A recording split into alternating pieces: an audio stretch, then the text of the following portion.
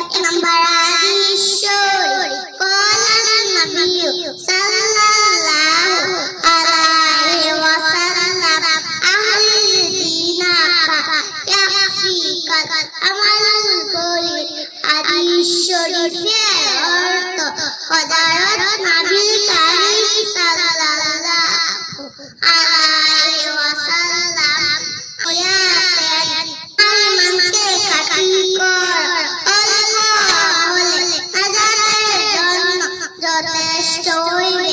দুই নম্বর হাদিস শরীফ খায়রুকুম মান তাআল্লামাল কুরআন ওয়া আল্লামা তোমাদের মধ্যে সর্বোত্তম ওই ব্যক্তি যে কুরআন মাজিদ শিক্ষা করে এবং শিক্ষা দেয়।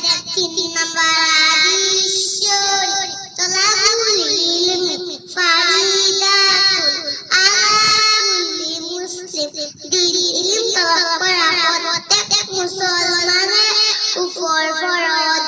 চার নম্বর হাদিস শরীফ আত-তুহুরু শাতরুল ঈমান পবিত্রতা ঈমানের রঙ্গ। পাঁচ নম্বর হাদিস